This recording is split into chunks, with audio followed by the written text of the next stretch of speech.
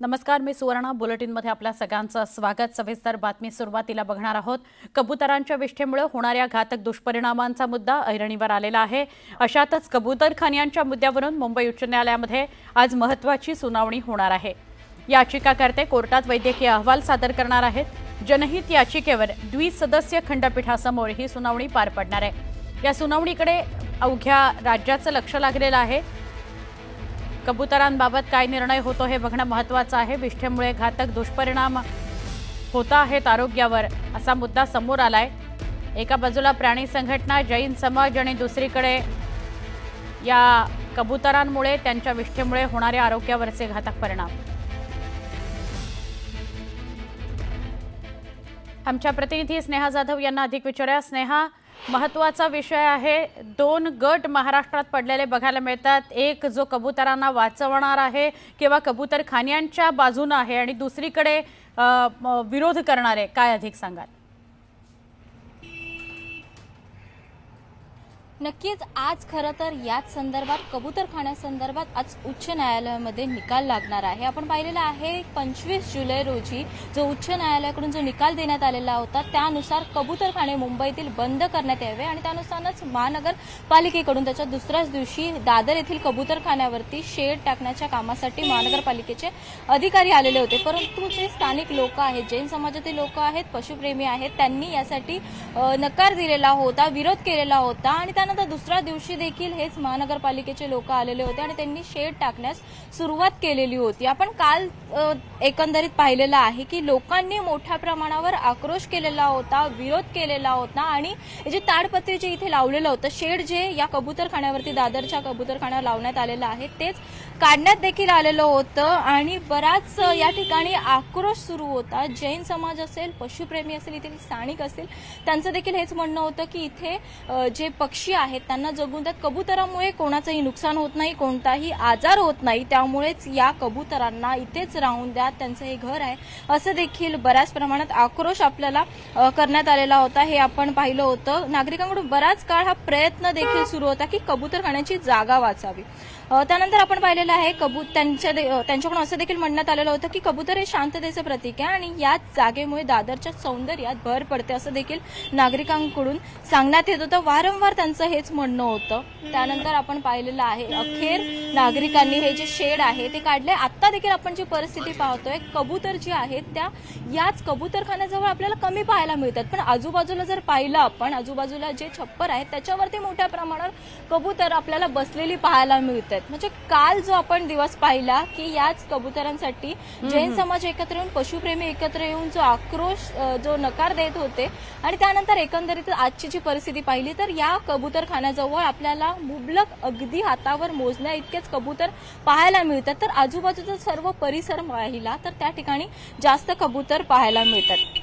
आज खरं तर सुनवाई होणार आहे कोर्टामध्ये आणि याच संदर्भात वकील हरीश पांडे आहेत, त्यांनी प्रतिज्ञापत्रात पुन्हा अर्ज दाखल करण्याची परवानगी देखील देण्यात आलेली आहे आणि पक्षांना घाबरवण्यासाठी फटाक्यांचा वापर करू नये अशा देखील बीएमसी कडून सूचना देण्यात आल्या. आज नेमकं कोर्टात काय होतं, कबूतरखान्याचा जो विषय आहे जो गेल्या अनेक दिवसांपासून तापताना पाहायला मिळतंय, तसे 2 भाग देखील, 2 गट या दरम्यान पडलेले आहेत. काही लोकांचं म्हणणं आहे की आम्हाला कबुतरामुळे त्रास होतोय, तर काही लोकांचं म्हणणं आहे कबुतरांना जगून द्या, ही कबुतरांची जागा आहे. गेल्या अनेक वर्षांपासून या ठिकाणी कबूतरखाने आहेत, त्यामुळे इथून कबुतरांना हलवण्यात येऊ नये असं देखील बरोबर. आता बघायचं स्नेहा की कोर्टात काय निर्णय होतो. आपल्या सगळ्यांचं या सुनावणीकडे लक्ष असेलच. तुर्तास धन्यवाद माहिती दिल्याबद्दल. पुढच्या बातमीकडे वळणार आहोत.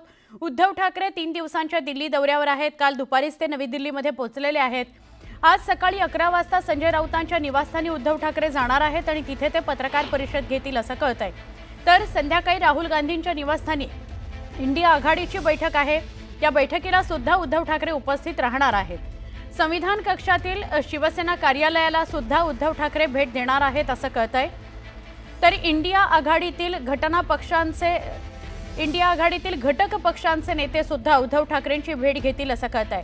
दुपारी संसद भवनामध्ये पक्षाच्या खासदारांसोबत उद्धव ठाकरे बैठक घेणार आहेत. त्यामुळे काल दुपारी उद्धव ठाकरे नवी दिल्लीत पोहोचले तेव्हापासून 3 दिवस ते वेगवेगळ्या नेत्यांशी संवाद साधणार आहेत, स्वतःच्या खासदारांशी संवाद साधणार आहेत आणि महाविकास आघाडीच्या नेत्यांशीही बोलणार आहेत.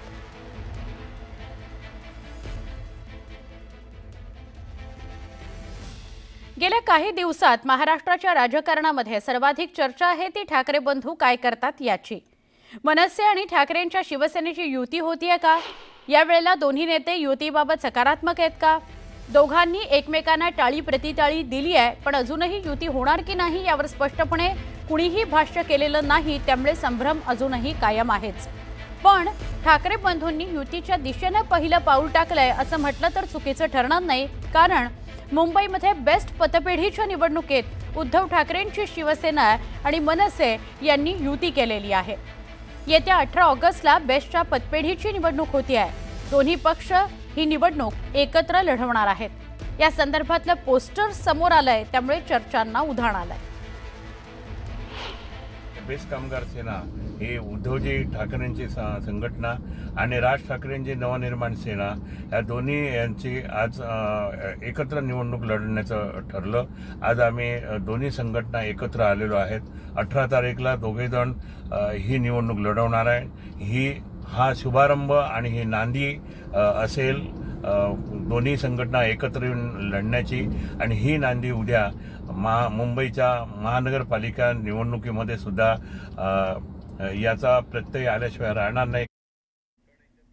दरम्यान शिवसेना मनसेच्या युतीचा अद्याप अंतिम निर्णय झाला नसल्याची माहिती संदीप देशपांडे यांनी दिली आहे। या संदर्भात निवडणुका एकत्र लढवाव्या किंवा कसं काय या संदर्भात आमची सुहास सावंत जे बीएसटी कामगार सेनेचे जे अध्यक्ष आहेत त्यांच्याशी बोलणी चालू आहेत। बोलणी अंतिम टप्प्यात आहेत, पण अजूनही निर्णय झालेला नाही। 8 तारखेला विड्रॉल आहे, त्याच्या आधी आम्ही सन्माननीय राजसाहेबांच्या कानावर घालून योग्य तो निर्णय त्याच्यावर करू। पुढची बातमी आपण बघूयात।